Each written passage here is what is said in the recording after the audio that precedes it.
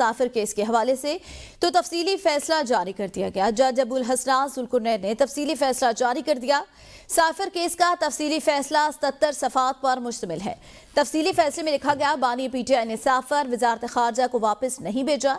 سافر کے معاملے سے دیگر ممالک کے ساتھ تعلقات پر اثر پڑا، جس سے دشمنوں کو فائدہ ہوا۔ راولپنڈی سے انوار عباسی مزید آگاہ کریں گے۔ جی انوار، بتائے گا کیا تفصیلات ہیں؟ جی بالکل، سائفر کیس کا تفصیلی فیصلہ جاری کر دیا گیا ہے۔ جج ابوالحسنات ذوالقرنین نے تفصیلی فیصلہ جاری کیا۔ راولپنڈی سائفر کیس کا تفصیلی فیصلہ 77 صفحات پر مشتمل ہے۔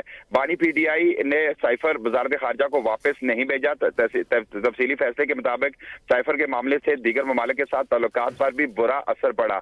تحریری فیصلے میں یہ تحریر کیا گیا ہے کہ جس سے دشمنوں کو فائدہ ہوا اور اس کے علاوہ سماعت کے دوران وکلائے صفائی غیر سنجیدہ دکھائی دیے۔ اس کے علاوہ تحریری فیصلے میں یہ بھی تحریر کیا گیا ہے کہ 17 ماہ کی تحقیقات سے ثابت ہوا کہ سائفر کیس تاخیر سے دائر نہیں کیا گیا۔